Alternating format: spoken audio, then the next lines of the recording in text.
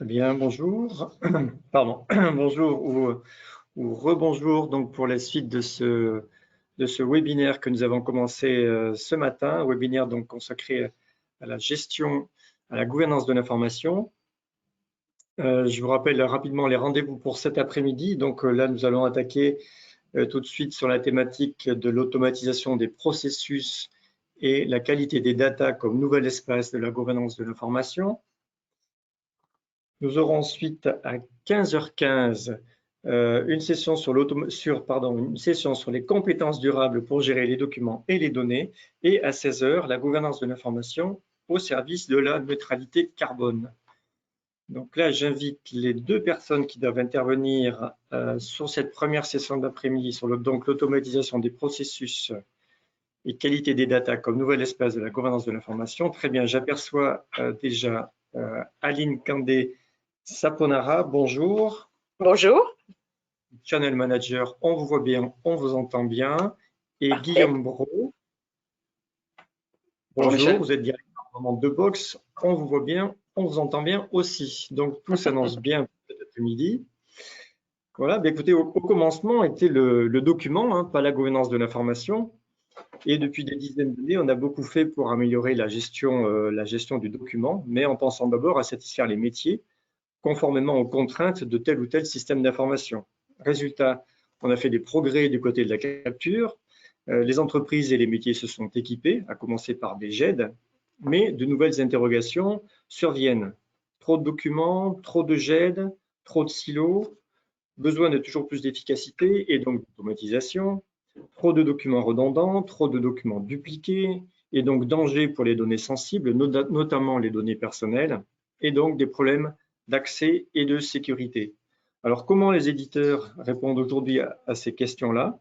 Comment ils introduisent une logique de gestion, de gouvernance, de l'information sur leur thématique habituelle? Voilà, c'est ce que nous allons donc voir dans cette première session de l'après-midi.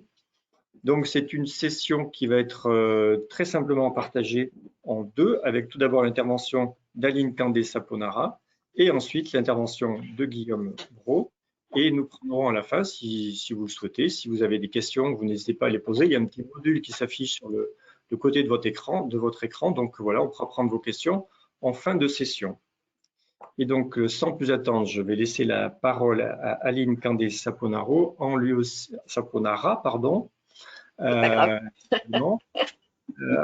vous permettant de partager votre écran. Voilà, normalement c'est bon, vous pouvez y aller. Et c'est parti pour 20 minutes, donc 20 minutes pour chacun et ensuite les questions de tout le monde. Vous me dites quand vous voyez mon écran. On voit votre écran. Je démarrerai sans attendre. Donc merci de nous avoir invités à cette belle journée autour de la gouvernance de l'information. Je vais faire de mon côté un petit focus sur la collecte de l'information et de la donnée plus particulièrement. Et je vais, pour faire un agenda court, je vais faire un petit peu d'histoire pour vous expliquer d'où on vient, pourquoi on est devenu un expert de la collecte de documents, d'informations et de data. Je vous expliquerai en quoi c'est le point de départ d'un plus vaste projet de traitement de documents qui s'inscrit dans les grands sujets de transformation digitale. Je vous expliquerai également en quoi il est important d'être bien accompagné, mais je crois que c'est un sujet qui a été également abordé par les trois intervenants de ce matin. Et je ferai un retour d'expérience parce que c'est toujours bien d'avoir les avis des clients, des gens qui participent largement à faire que nous évoluons, que nous fassions évoluer nos solutions. Toujours plus concret. Alors, un petit peu d'histoire. Donc, Kodak Alaris, c'est une société qui a été créée officiellement en 2013, mais qui existe depuis bien plus longtemps, en tout cas dans la division que je représente, puisqu'on est issu de la scission avec la grande structure que vous connaissez presque tous, je pense, qui s'appelait Eastman Kodak. on est présent un petit peu partout dans le monde. Et si je le cite, c'est simplement parce que c'est important pour nous de dire que on collecte l'information, mais on collecte également et surtout on recense les besoins du client final pour faire évoluer nos solutions, et on s'attache à répondre à vos besoins. On ne se fait pas plaisir, on répond à vos besoins, et on a le support de la totalité du groupe qui, de par son expérience, nous fait bénéficier des écueils ou des succès éventuellement rencontrés. Donc, je ne commenterai pas du tout la totalité des années, mais je dirais que le point de départ de notre existence date un petit peu, puisque c'est 1990, siècle dernier, où la division Imaging a vu le jour avec la conception, l'élaboration des premiers numériseurs de production qui étaient destinés donc à avaler beaucoup de documents en très très peu de temps. Pourquoi on en est arrivé là? C'est que l'origine de Kodak, c'était avant tout tout ce qui était autour de l'image et surtout de la qualité de l'image. On est détenteur d'un certain nombre de brevets dont on a bénéficié, dont la maison Eastman Kodak nous a fait bénéficier pour élaborer, concevoir nos machines. Et puis, ça répondait à un besoin de plus en plus important qui était la reprise des documents papier pour faire circuler le document, mais surtout pour permettre la consultation dans l'entreprise de ces documents. Puis après, l'évolution a fait que ce n'était pas simplement les personnes d'une entreprise qui consultait ces documents, mais possiblement vous, les clients de ces entreprises, qui avaient nécessité de pouvoir avoir accès à un certain nombre de documents. La transformation du document papier, elle est importante, bien sûr, elle est toujours d'actualité, on le verra dans une slide après. Mais on s'est aperçu que ça ne suffisait pas. Transformer du document papier en format électronique, c'est parfait, mais si on peut y associer le bon format et quelques données qui permettent de rediriger les documents, c'est encore mieux. Et on a évolué progressivement sur la partie pilotage de nos machines et pilotage avancé, puisque on a associé à nos scanners des solutions basées sur de l'intelligence artificielle pour pouvoir aider à une collecte plus large et une collecte intelligente du document, de la donnée et de l'information. Voilà pour la petite histoire. On a une vision, je crois, qui est largement partagée par tous les intervenants qui ont fait des présentations ce matin, puisque on pense que jusqu'à il y a quelques années, l'ensemble des collaborateurs utilisaient des technologies pour aboutir à un résultat d'entreprise demandé, mais étaient, sans parler de mots trop forts, mais étaient un peu esclaves de ces technologies pour arriver à un objectif entreprise. Nous, on pense, comme la plupart des intervenants aujourd'hui, j'ai écouté attentivement ce qui était dit ce matin, on pense que la technologie doit être le support du collaborateur pour exercer son métier. Ça, c'est une vision, je pense, clairement partagée par beaucoup d'entreprises aujourd'hui. Alors, pourquoi c'est important de parler de projet de point de départ dans le traitement de documents, d'un projet de traitement de documents? Alors, je vais faire, sans commenter la totalité des chiffres communiqués sur cette slide-là, je vais faire quelques petits rappels. L'entrée des documents dans l'entreprise se fait encore sous forme papier et bascule progressivement, et ce depuis quelques années maintenant, mais ça s'accélère davantage depuis 2-3 ans, se fait également de plus en plus sous format électronique. Format électronique, on parle de tous les formats, bien sûr. L'email également, je fais une petite aparté sur l'email, puisque Caroline Buscal en parlait ce matin dans la restitution sur l'enquête gouvernance de l'information. C'est un des moyens d'entrée du document et donc de l'information dans l'entreprise. En tout cas, la collecte d'informations de données, c'est un sujet important pour collaborer dans l'entreprise et faire entrer, non pas, puisque c'est un petit peu le travers il y a quelques années, tous les documents dans l'entreprise, puisqu'il y a des choses qui n'ont pas lieu d'être dans les référentiels métiers ou qui n'ont pas lieu forcément d'être accessibles à la totalité de l'entreprise ou à ses clients. Et ce qui est important, c'est de faire entrer des données utiles et de qualité. Ça, c'est important et c'est une évolution que l'on a vue progressivement. Serda l'a expliqué il l'explique régulièrement dans le cadre de la restitution de ses enquêtes et nous fait bénéficier de ces retours pour nous permettre de faire évoluer encore une fois notre démarche et nos solutions. Alors, quels sont les défis pour collecter tous les flux entrants?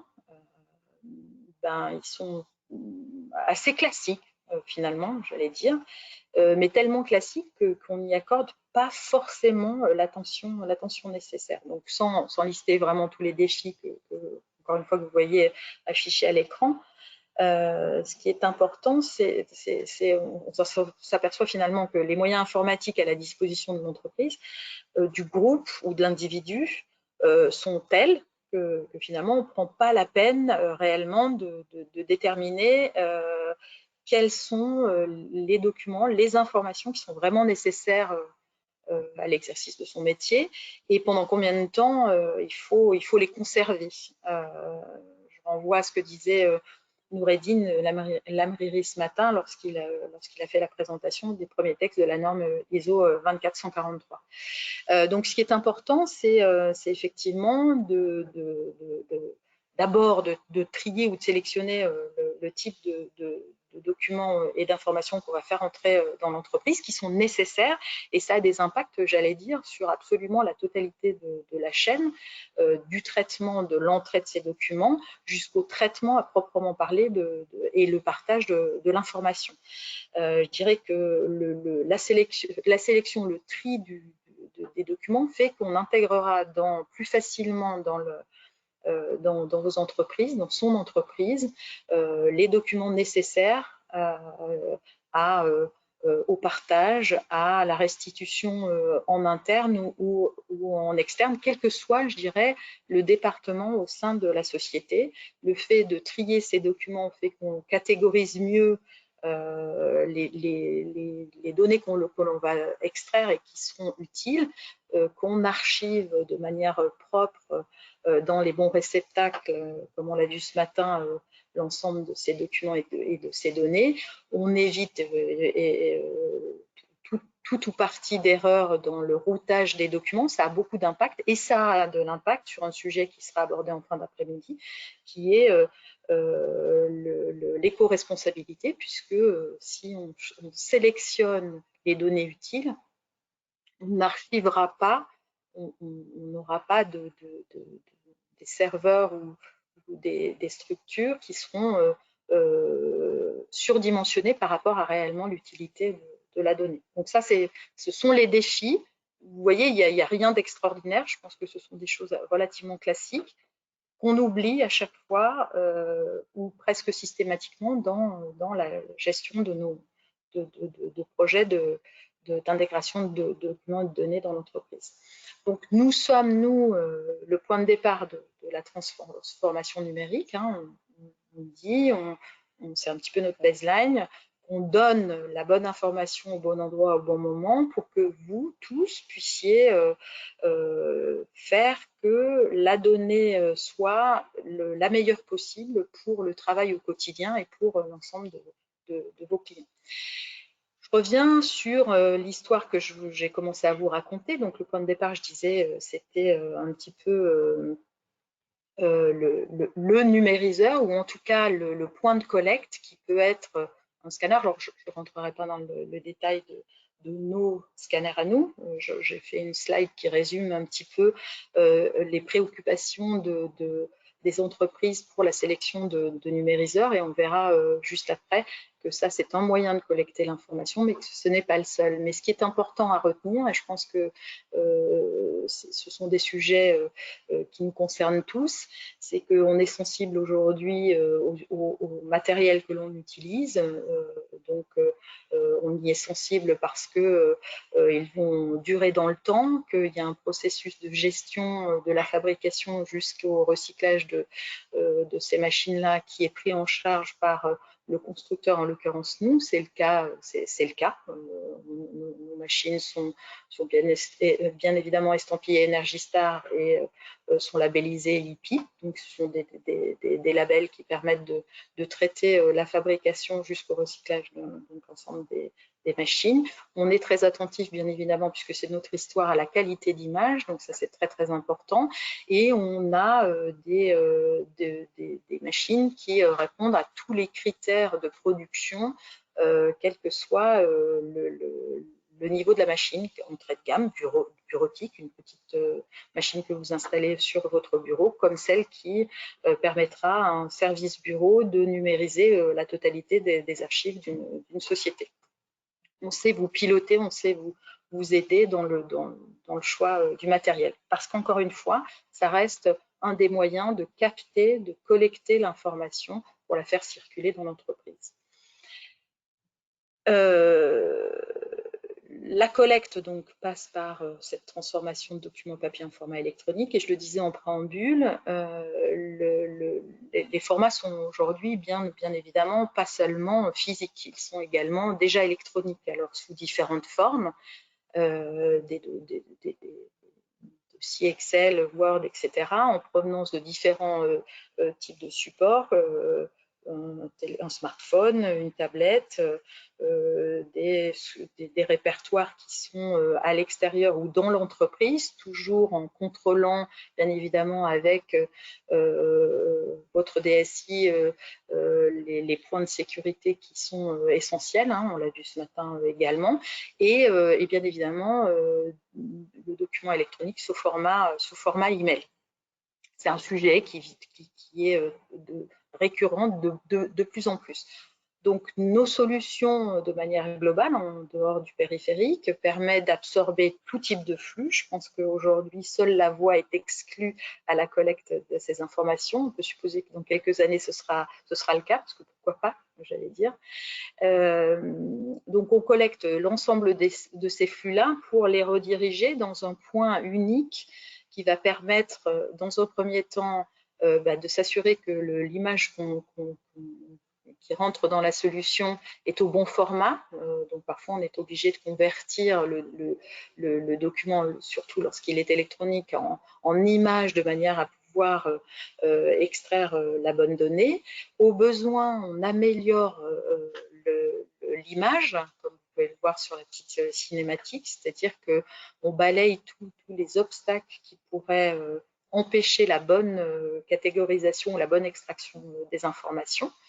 On classifie, on classe, on type le document.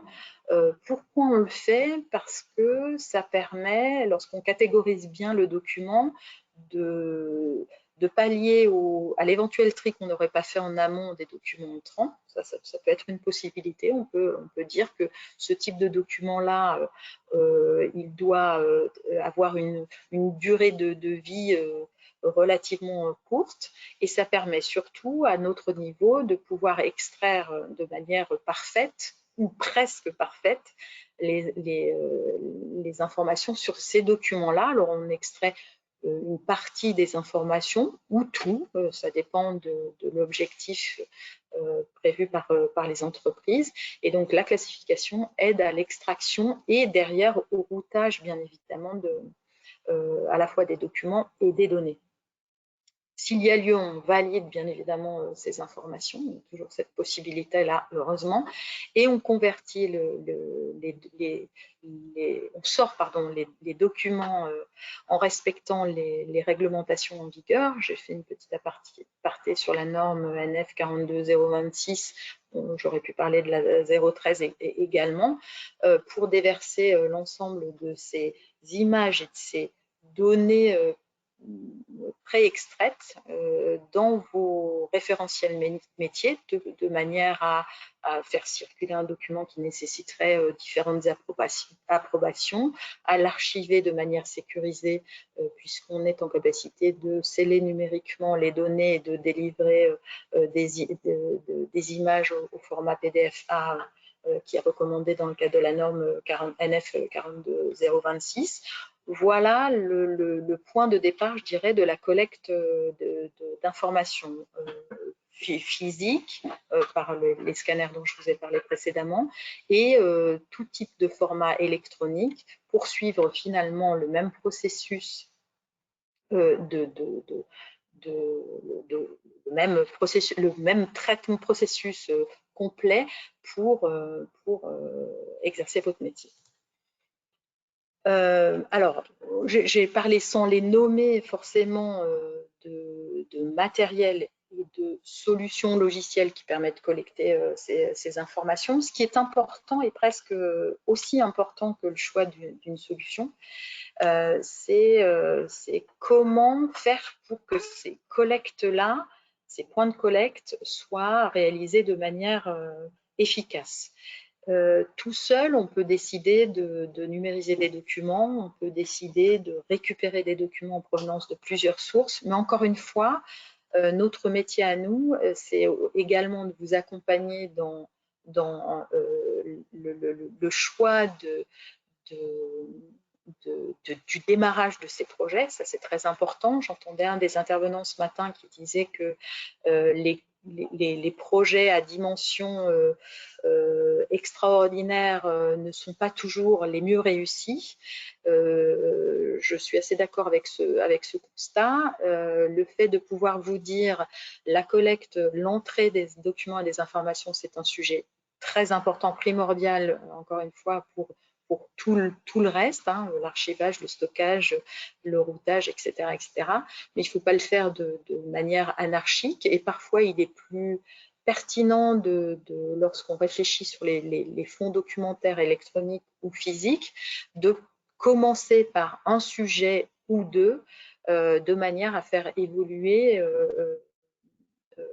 le projet de manière plus large et de systématiser l'entrée de ces documents et de ces données de manière pertinente. Donc, on vous aide, on vous accompagne pour déterminer par quel bout prendre, tout simplement, comment le faire et comment le faire en faisant en sorte que ces processus puissent, ce traitement, cette entrée de documents et d'informations puisse évoluer au fil du temps avec les besoins liés aux documents.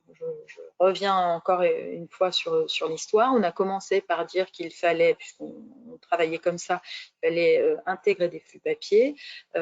Aujourd'hui, on n'est plus sur 100% de flux papier, mais il y a beaucoup d'emails qui permettent de faire entrer de la donnée. Il faut que les solutions choisies puissent commencer peut-être par le papier ou pas, mais possiblement évoluer sur du document électronique. Et l'inverse est vrai également. Donc, on est, c'est un exemple, hein, mais on est en qualité d'expert, je dirais, on vous accompagne sur ces choix de démarrage de projet et on vous accompagne par notre expertise métier, puisqu'on est on intervient sur tous les secteurs d'activité, public, industrie, finance, etc. Par notre connaissance des flux collectés dans ces différentes entreprises, dans ces différents organismes, on sait vous aider à faire des choix qui permettent de faire grandir les projets d'intégration de données et de documents, et tout ça en respectant les aspects réglementaires et de sécurité. Vous le verrez dans le retour d'expérience que je vous présenterai.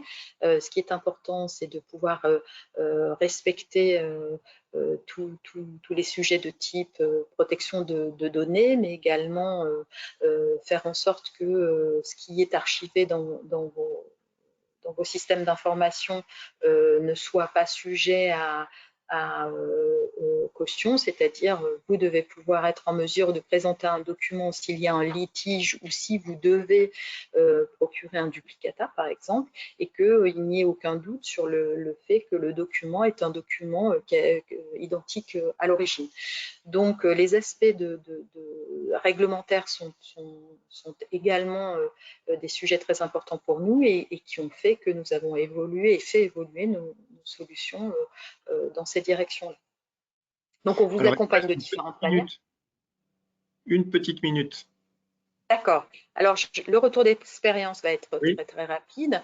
Je ne présenterai pas l'organisme de protection juridique que je voulais présenter, ça n'a pas beaucoup d'intérêt. Ce qui est important à noter, c'est que c'était un client qui avait déjà quelque chose et qui souhaitait faire évoluer sa solution en automatisant le traitement de l'ensemble des processus. Donc, tout était très découpé et on a réussi en analysant et en travaillant beaucoup en amont avec ce client, à faire en sorte de déterminer quels étaient les vrais points d'amélioration. Je vais très très vite sur le descriptif.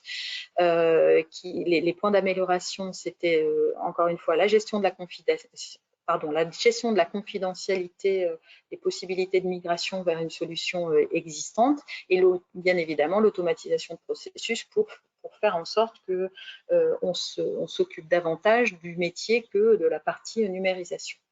On a aidé à la mise en place, je vais très vite également sur la cinématique, on est intervenu sur les différents points pour faire en sorte que tout se passe de manière bien plus transparente et automatique, encore une fois par extraction d'informations et tri en amont des documents, pour n'intégrer dans le système de référence que les documents et données pertinentes.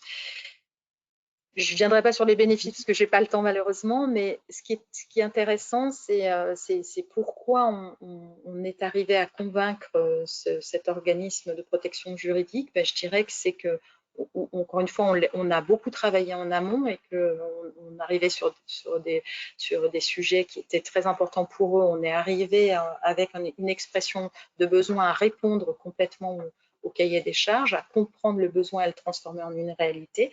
On a bien évidemment amélioré le processus, sinon ça n'a aucun intérêt de modifier ou de changer. Et l'ergonomie générale qui était important, qui est un sujet important pour le client final, a fait que nous avons été choisis et que l'implémentation s'est passée très très simplement et intelligemment. Et pour finir vraiment, ça a permis aux clients d'ouvrir d'autres possibilités, d'autres sujets dans l'entreprise et de voir que ça pouvait se faire aussi simplement que sur un sujet lié au département que l'on a traité. Et j'en terminerai là. Pour ceux qui auront des questions, je resterai à leur disposition à la fin de l'intervention, bien évidemment. Oui, bien sûr. Et vous pouvez me contacter par ailleurs pour avoir davantage d'informations sur ces sujets. Je laisse la main. Merci Alice. Je vais donc tout de suite passer la main à Guillaume Brault. Donc Guillaume Brault qui est directeur avant-vente de Box. Voilà. Normalement, vous avez la main, Guillaume. Ouais, ça mouline, moi. On passe d'une extrême à l'autre de la chaîne. Hein. D'un côté, on parlait de capture, maintenant on va surtout parler d'accès. Vous me voyez, Michel, ou pas? Allô? Oui, je vous vois, je vous entends. En fait, l'application vient de planter au moment où il peut te donner la main pour le partage. Ah, voilà, c'est bon. Super. Est-ce que vous voyez? Voilà, on voit votre écran. Mon écran désormais. Super. Hop. Très bien, bonjour à tous, à toutes. Je suis Guillaume Brault, je suis directeur technique chez Box pour l'ensemble de la région Europe du Sud. Et en fait, on va juste simplement poursuivre le cheminement qu'Aline a commencé à vous décrire, à savoir notamment autour de cette thématique de la collecte, je dirais, du traitement de l'information. Et ce qu'on va voir ensuite avec moi-même, c'est, je dirais, la suite de l'ensemble du cycle de vie documentaire dans l'entreprise. Donc, une fois que j'ai capacité d'ingérer ces informations de sources diverses et variées, de l'information, de la gestion d'informations dématérialisées, notamment autour de ce que font nos petits camarades de Kodak Alaris, mais également de l'ingestion d'informations de sources diverses et variées, comment je vais être capable justement de suivre ce cycle de vie de l'information et de gouverner, je dirais, l'information de bout en bout à travers les différentes manipulations qui seront faites sur ces différents contenus. Et je dirais cette thématique de, je dirais, la gouvernance documentaire à l'échelle de l'entreprise n'a pas fondamentalement été au cours des précédentes années un sujet très top of mind. Pourquoi? Parce qu'on abordait cette thématique de la structuration du fonds documentaire de l'entreprise et de sa gouvernance à travers des réponses très métiers. On mettait à disposition, je ne sais pas, des RH, des solutions de SIRH pour gérer l'intégralité de la documentation RH. On mettait à disposition des équipes legal, des outils de contract management, par exemple, pour gérer l'ensemble du cycle de vie d'un contrat dans l'entreprise. Ou on mettait à disposition d'équipes engineering, par exemple, dans des métiers de l'industrie, des capacités de stockage sécurisé de l'information et de partage interne, externe, par exemple.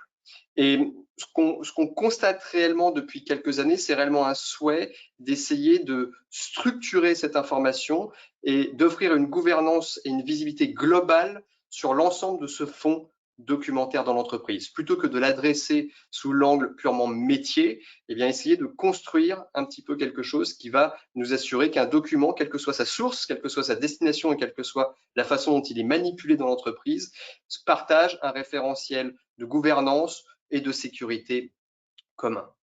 Et je dirais cette réflexion autour de la création d'un socle documentaire unique et unifié à l'échelle de l'entreprise, c'est pas uniquement moi, Guillaume Brault, qui le prêche, c'est bien évidemment des choses que vous avez entendues ce matin, notamment dans le cadre de l'analyse sur le rapport de CERDA, avec deux grands drivers qui poussent à cette consolidation du fonds documentaire de l'entreprise. Le premier, et c'est celui que je citais un petit peu en introduction, c'est la multiplication des applications métiers qui composent aujourd'hui votre écosystème applicatif. Et ça, c'est plutôt une bonne chose parce que c'est aussi également un élément qui tend à confirmer la digitalisation des entreprises. D'un autre côté, cette multiplication des applications va aussi potentiellement, apporter un manque de visibilité sur l'ensemble des contenus qui sont manipulés, chacun d'entre eux étant, je dirais, dans un silo applicatif qui lui est propre. Et je dirais cette multiplication des silos documentaires va aussi créer un impact potentiellement de productivité pour le collaborateur avec une expérience documentaire qui ne va pas être unique et uniforme entre les différents métiers, entre les différentes applications. Donc, un réel, je dirais, trend autour de cette réflexion de la consolidation documentaire pour adresser justement cette multiplication de l'écosystème applicatif. Le deuxième grand driver qui pousse un petit peu à la consolidation du fonds documentaire, c'est la sécurité. Je pense que les RSSI sont peut-être derrière votre dos pour l'ensemble des projets que vous avez à monter. Et ce thème-là est clé pour vos équipes de sécurité. Historiquement, la sécurité de l'information, on l'a adressée à travers des réponses plutôt périmétriques. Je protégeais l'accès à l'information. Ensuite, on l'a plutôt adressé sous un angle applicatif. Chaque application protège l'accès à ces données en toute autonomie. Et ensuite, on est venu également protéger les postes de travail pour limiter les potentielles fuites de données. Et je dirais là, on est maintenant dans une mouvance où on se dit maintenant, ce qu'il faut protéger, c'est l'information en elle-même. Éviter que, par exemple, l'information soit diffusée à l'extérieur de l'entreprise si ce contenu, ce document ou tout autre type d'information est, par exemple, confidentiel à l'entreprise. Éviter la diffusion de contenus sensibles ou de contenus qui contiendraient des données personnelles de vos clients. Donc, réellement se prémunir des usages inappropriés ou des facteurs humains. Alors, se protéger, non pas stricto sensu se protéger d'attaques de cybersécurité, mais se protéger réellement des actions de l'utilisateur qui, peut-être de façon, étourdie, va aller partager un document peut-être dans un email, alors que ce document n'a absolument pas velléité à quitter l'entreprise. Donc, tout ça pour dire que voilà, cette gouvernance de l'information de bout en bout, à l'échelle de l'entreprise, c'est réellement un driver que l'on constate désormais chez nos clients. Et je dirais, si on regarde un petit peu vue d'avion, à quoi ressemble aujourd'hui la structure de gestion documentaire des entreprises, eh bien, ce qu'on va constater, c'est autant de silos documentaires que d'applications qui composent votre écosystème. Chaque silo documentaire ayant leur propre politique de gouvernance, leur propre politique de sécurité, leur propre capacité de traitement de ces documents et qui vont donc être disjointes d'une application à une autre, d'un métier à un autre. Et ou du moins la grande majorité des applications qui composent votre écosystème applicatif aujourd'hui manipulent de la donnée non structurée, manipulent des documents.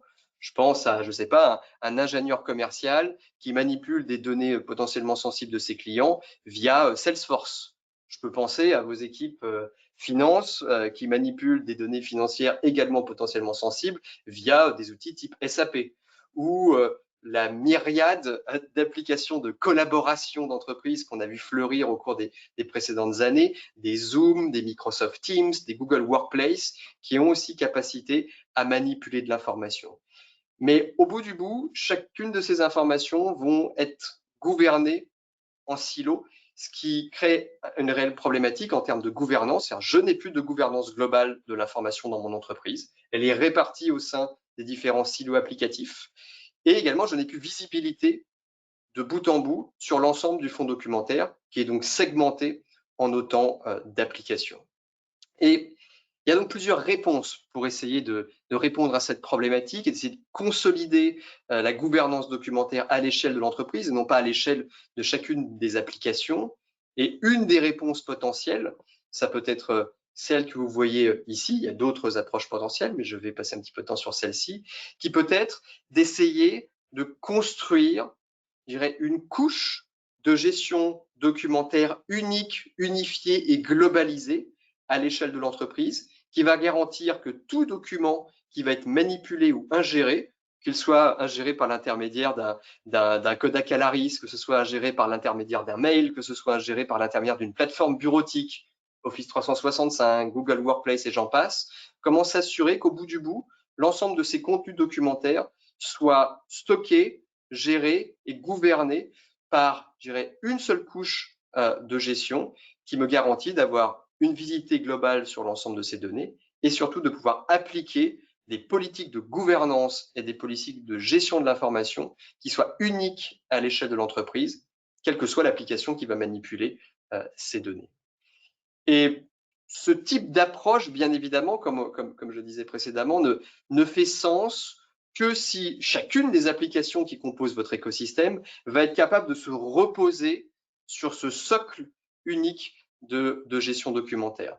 Et c'est quelque chose que l'on fait plutôt bien chez Box, où comment justement cette couche unique de gestion du document va pouvoir, je dirais, enrichir mon écosystème, que ce soit mon écosystème bureautique, que ce soit mon écosystème métier, que ce soit mon écosystème RH, mon écosystème legal ou toute autre forme d'application, et qui va garantir que, je dirais, le document est gouverné à un seul endroit.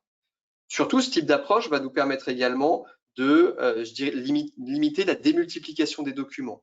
On s'assure que le document, à partir du moment où il est ingéré, qu'il atterrit par exemple dans Salesforce, imaginons, et bien qu'à partir du moment où ce document est dans l'entreprise, qu'ensuite qu'il soit repartagé en interne, qu'il ait besoin d'être collaboré par l'intermédiaire d'outils collaboratifs type Teams ou autres, qu'on s'assure de l'unicité du document. C'est-à-dire que je ne démultiplie pas le document dès que je le sors de son application d'origine pour aller le faire ingérer par d'autres applications, pour d'autres métiers par exemple. Donc je garantis que ce document conserve son unicité dans l'entreprise et surtout je le protège de façon unique, ce qui va permettre à chacune des applications métiers, que ce soit le SIRH, que ce soit Salesforce, que ce soit Teams, de, je dirais, s'appuyer sur une seule et unique politique de gouvernance et de sécurité. Si ce document est confidentiel à l'entreprise, je ne pourrai pas le partager par l'intermédiaire d'un Salesforce Community, tout comme je ne pourrai pas le partager à l'extérieur sur un channel Microsoft Teams, tout comme je ne pourrai pas le partager au sein d'une conférence Zoom. Donc, c'est réellement le but de ce type d'approche, de consolider l'information autour d'une seule couche documentaire. Et en complément, je dirais, de cet apport sécuritaire et de gouvernance, de se dire tous mes documents sont consolidés à un seul endroit et régissent et répondent à une politique de gouvernance unique de l'entreprise, je vais également, derrière, retrouver des éléments de valeur fonctionnels. Je vais m'assurer également que fonctionnellement parlant, un collaborateur qui va manipuler de l'information documentaire, qu'il le fasse par l'intermédiaire de l'outil X ou Y ou Z, il va retrouver exactement la même expérience, exactement les mêmes capacités de visualiser et de consommer l'information numérique de l'entreprise. Et tout cela également va permettre de garantir une cohérence de la stratégie de gouvernance et de sécurité. Comme je l'illustrais précédemment, un document confidentiel ou un document qui contient des informations personnelles, par exemple, ne doit pas être partageable à l'extérieur de l'entreprise, quel que soit le canal ou l'application qui va manipuler ce document. Et cela, ce n'est possible qu'à partir du moment où le document est gouverné de façon unique, à partir du moment où on se met à le démultiplier dans vos différents écosystèmes applicatifs, je dirais, on en perd la trace, on perd, je dirais, la visibilité de bout en bout du cycle de vie du document, et donc il perd de facto sa gouvernance. Et je dirais, ça, je peux vous illustrer de façon extrêmement simple. Si on regarde ici, par exemple, ce que vous voyez ici, qui est Box, donc c'est la web application de Box, c'est un des canaux pour visualiser le fonds documentaire d'entreprise, l'autre canal étant bien évidemment d'y avoir accès et de consommer ces documents par l'intermédiaire des différentes applications métiers. Mais imaginez un document ici, donc je suis sur un contrat commercial dans lequel, pour Danone, c'est un exemple complètement arbitraire, dans lequel je vais consolider de l'information documentaire, peut-être certains documents sensibles, par exemple des pièces administratives. Et ce document, lorsqu'il va résider dans cette plateforme unique, il va pouvoir être analysé pour, par exemple, en déduire son niveau de sensibilité.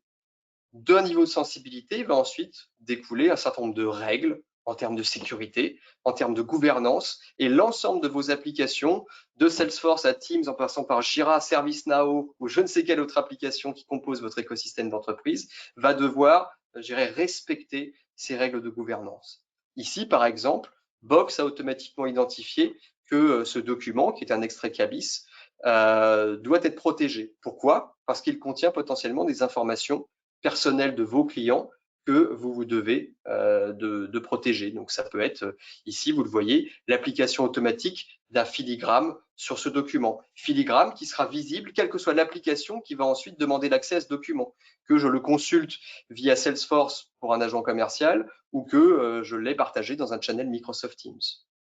De la même façon, je vous disais tout à l'heure, l'analyse de cette information va permettre de labelliser les différents contenus. Ici, on est bien face à un contenu qui contient de l'information personnelle et donc on va restreindre certaines capacités d'échange de ce document. Par exemple, ce document ne pourra pas ou ne pourra plus être partagé à l'extérieur de l'entreprise, encore une fois, quel que soit le canal, que ce soit par un mail, que ce soit par un outil collaboratif interne, un outil de partage de fichiers ou un Salesforce ou autre.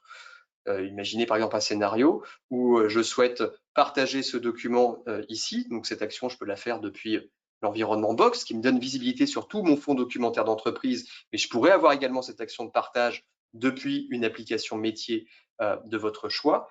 Et si je souhaite partager ce document à de facto quelque chose qui ne fait pas partie de l'entreprise, et ben ma plateforme unique de gestion de contenu à l'échelle de l'entreprise va intervenir pour bloquer ces capacités de partage. Donc, j'essaie de mettre ce document, j'essaie de partager ce document via un Salesforce ou via un Microsoft Teams. Box bloquera la capacité de partage externe de ce document. Voilà, pour illustrer un petit peu mon propos. Le deuxième grand élément de valeur que nous apporte, si j'arrive à repartager ici, le fait d'avoir une plateforme de gestion documentaire consolidée, indépendante des applications, c'est que cette plateforme va être également une plateforme de médiation documentaire. On va s'assurer, encore une fois, que quel que soit le collaborateur, il puisse avoir accès en visualisation à l'information. imaginez un scénario où vous avez, je ne sais pas, des équipes engineering qui travaillent au quotidien, je sais pas, vous êtes dans l'industrie et ils vous fournissent des plans de bâtiments en format AutoCAD. Vous avez ces engineering qui travaillent autour de ces types de documents. Ces équipes doivent travailler avec des équipes marketing. Je ne sais pas, pour créer un plan marketing commun sur le projet. Les équipes marketing vont plutôt travailler autour d'outils de la suite Adobe Photoshop Cloud, vont créer de la documentation Photoshop, InDesign, ce genre de choses. Et dans ce même projet, vous allez également avoir besoin de travailler avec vos équipes administratives qui, elles, produisent des contenus bureautiques, Office 365 ou Google Workplace. Et donc, cette couche unique est également la couche qui va permettre à tous ces collaborateurs de travailler ensemble, quel que soit le type de contenu qui va être produit par chacun d'entre eux. Si je vous montre toujours ce même exemple ici de la plateforme Box qui va consolider tout votre fonds documentaire, ici sur ce projet de contrat pour, encore une fois, complètement arbitraire pour Danone, j'ai peut-être pu récupérer des documents qui proviennent de tiers qui sont en format Google Workplace, mais peut-être que vous avez fait un choix plutôt Office 365 comme suite de productivité. Et donc, Box est le garant que tous ces documents vont pouvoir être librement consultés et accédés par tout à chacun. Donc, par l'intermédiaire de cette plateforme ou de vos applications bureautiques de choix, je garantis que ce document Google, j'en donne visibilité directement en lecture à l'ensemble de vos collaborateurs. Tout comme des documents qui proviennent d'un environnement Microsoft, ici, par exemple, documents Word auquel j'ai directement accès par la plateforme de Box, sur lequel je vais pouvoir collaborer, commenter des portions de documents, et cela de façon complètement agnostique de l'outil qui a été utilisé initialement pour créer le contenu. Et bien évidemment, je citais un exemple tout à l'heure, par exemple du marketing, qui, eux, vont plutôt, dans le cadre d'un projet, produire des contenus qui sont de format tels que Adobe Photoshop ou des choses assez complexes dont la plupart des collaborateurs ne peuvent pas consulter parce que ce sont des formats propriétaires. Et bien cette couche de médiation, Box, va permettre justement d'offrir un accès en visualisation et en travail collaboratif à l'ensemble de ces contenus, quel que soit encore une fois le collaborateur qui en est à l'origine et quelle que soit l'application qui a servi à sa création initiale. Et pour terminer, et pour finir, oui, d'illustrer mon propos, tout à fait, tout ce que je viens de vous démontrer, cette capacité de converger l'information sur une plateforme unique et d'en donner accès à tout à chacun en interne comme en externe, bien évidemment, elle va venir également s'exposer dans vos applications métiers pour que chaque application puisse venir consommer l'ensemble de ces services. Et là, j'en profite pour vous montrer par exemple du Salesforce, je l'ai cité à plusieurs reprises, où directement par l'intermédiaire de ce type d'outils, le collaborateur va pouvoir consommer directement les contenus, consolidés dans une seule plateforme, qui est cette plateforme unique de gestion de contenu, et directement avoir accès aux documents, quel que soit le format de fichier parmi les 150 qui sont supportés, pour pouvoir travailler autour de ces contenus sans se poser de questions de quelle est l'application qui a été à l'origine de la création de ce document. Donc voilà en quelques mots une approche en termes de consolidation de contenu. Il y en a d'autres, hein. Je vous ai démontré une approche dite Single Content Layer, une couche unique de gestion de contenu derrière branchée à l'ensemble de mon écosystème applicatif. Donc, si ce type d'approche vous intéresse, et elle intéresse aujourd'hui plus de 110 000 clients dans le monde qui ont fait confiance à Box, n'hésitez pas à nous solliciter. Merci Michel et merci encore une fois pour l'invitation. Merci Guillaume, de rien. Alors on est en train de déborder un tout petit peu de notre horaire. Je regarde s'il y a des questions qui ont été posées par les personnes qui nous regardent. Alors juste une question qui est posée. Comment se situe Box par rapport à un système d'archivage électronique? Je vais me remettre en mai. Box a cette particularité d'avoir une approche de stockage illimité. Donc, la plateforme ne pose absolument aucune restriction en termes de volumétrie de stockage. On a des clients tels que Havas ou Publicis qui aujourd'hui stockent plusieurs dizaines de pétaoctets de données au sein de la plateforme. Ce qui veut dire qu'on va pouvoir l'utiliser à la fois pour, je dirais, du stockage, et de la gouvernance de données chaudes, principalement autour des cas d'usage que je vous ai montrés, mais également potentiellement l'exploiter pour gérer du stockage de données froides, donc de l'archivage. Et ça nous est permis justement de par notre modèle technico-commercial qui n'impose pas de restrictions en termes de volumétrie de stockage. Donc, je dirais, la plateforme peut être utilisée pour cette dualité d'usage, sachant que voilà, une donnée archivée autour de la plateforme Box reste toujours une donnée accessible qui peut être retravaillée si cela s'avère être nécessaire, même si, bien évidemment, on va garantir sa gouvernance, on va garantir du maintien de la version archivée pendant la période de rétention définie, mais ce document pourra malgré tout continuer à vivre au-delà de la version unitaire qui aura été archivée. Donc, la plateforme peut être utilisée pour ces deux types de cas, stockage chaud ou stockage froid, de par notamment le stockage qui est illimité. Merci. Alors, je vais juste poser une dernière question à l'attention d'Aline Kandé-Saponara concernant les données personnelles. Vous êtes au niveau de la capture, donc de la capture des documents, de la capture des données, extraction des données. Et qu'est-ce qui se passe? Est-ce qu'il y a un traitement particulier qui est prévu pour les données personnelles et bien sûr au regard du RGPD? Et je vous demande une réponse en 30 secondes, s'il vous plaît. On n'entend pas. Oui, pardon. Là, Voilà. vous m'entendez, je pense, oui. Alors, vraiment en 30 secondes, et puis on pourra y revenir ultérieurement, mais on est un point de passage, en fait. Nos solutions sont des points de passage. À aucun moment, on ne stocke quelque part dans nos solutions quelque données que ce soit, y compris les images. Donc, on est un collecteur, et une fois transmis les images et les données, plus aucune de ces données n'est intégrée dans nos solutions. Donc, reste à la charge je dirais du client, la protection des données, la gestion de cette protection des données dans les solutions qu'il utilisera. Guillaume en a fait la démonstration tout à l'heure avec l'extrait Cabis par exemple. Mais chez nous, on est en point de passage et on ne stocke pas ni la donnée, enfin on ne stocke ni la donnée ni le document. C'est voilà, pour répondre rapidement. Très bien. Merci pour ces précisions. Et donc, merci encore pour vos interventions. Malheureusement, on ne peut pas prendre de questions supplémentaires à cause du timing. Voilà, et donc nous allons enchaîner avec la session suivante de cet après-midi. Merci encore à vous. Merci, à bientôt, au revoir.